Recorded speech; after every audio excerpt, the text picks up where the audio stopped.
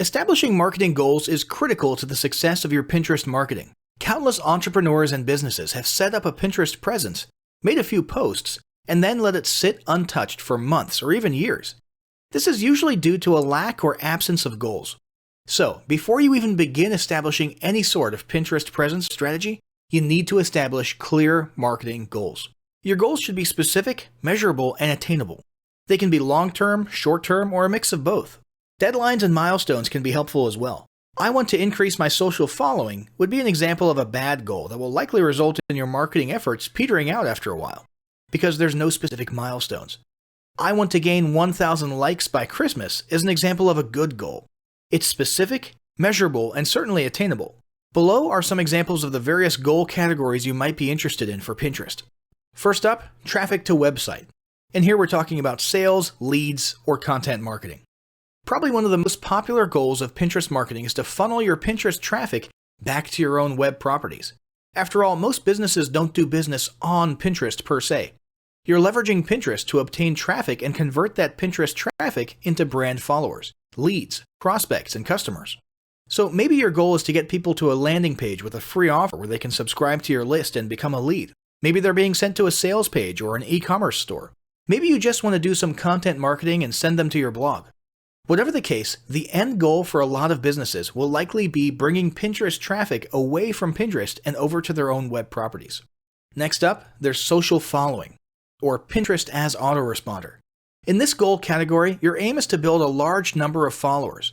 The reason we also refer to this as Pinterest as autoresponder is because the main sought-after benefit here is to increase the number of people who will see your pins in their home feeds.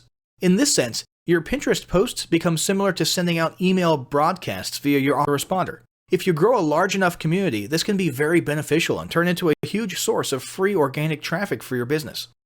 Next, passive presence. Some businesses might have purely passive goals. Simply being present and discoverable inside of Pinterest is a benefit that has wider appeal and greater utility than you may think. In many cases, a company's Pinterest presence might supersede or even totally replace what was once the role of a blog. Your business's name, logo, a short intro statement, and a link to your website can be found on your Pinterest profile. And depending on your audience, that might be where people are most likely to seek you out rather than your website. Much like a blog, people can see your boards and recent pins. This same approach can also be used for events, communities, and brands. Next up, brand awareness. Another goal that's less thought about might be spreading brand awareness and recognition. If you're just starting out, there's a good chance your brand might be in need of a jump start. If nobody's ever heard of you, a great way to increase recognition is to simply pin and share unique, helpful, or entertaining content and get your name, logo, and overall brand identity in front of as many people as possible, as many times as possible. If this is your goal, you want to avoid being salesy in the beginning. Ensure you're focused almost entirely on posting helpful, relevant, or entertaining content. Next, there's expanding existing audiences. If you've already got an audience, your goal might be to make it bigger. This can be done via several social marketing methods. Pinning or repinning viral content, either curated or created by yourself, can lead to a huge increase in your Pinterest audience. Although creating your own viral content can be great, if you don't have time or the means to do so, you can simply leverage existing content that's already proven itself to be viral by curating or resharing it with your own comments or angle added to it. Also, a few humorous images and memes can't hurt either. Other ways to expand existing audiences can include contests, sweepstakes, and gamification. Assuming your offers and prizes are compelling enough, incentivized sharing can be very effective. Just ensure your methods are permitted by Pinterest's terms of service. After that, there's enhancing or repairing PR. This is a goal that any business can engage in.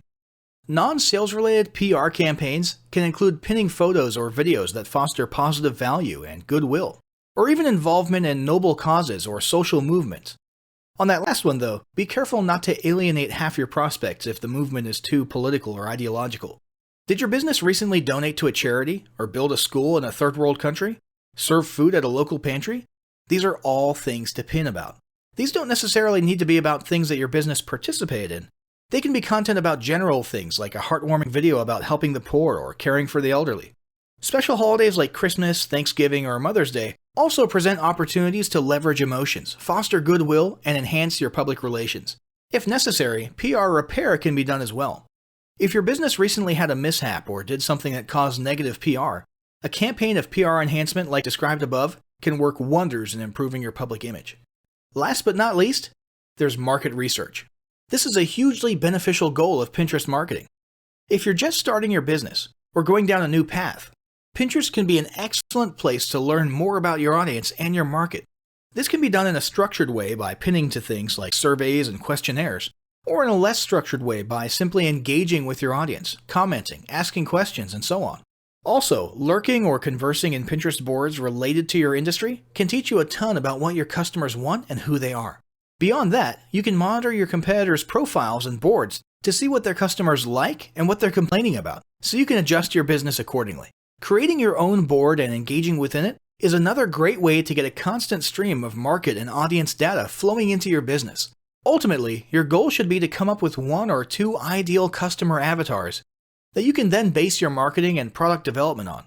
All the goals you've learned about in this section require some sort of presence on Pinterest. So let's discuss how to start building that presence.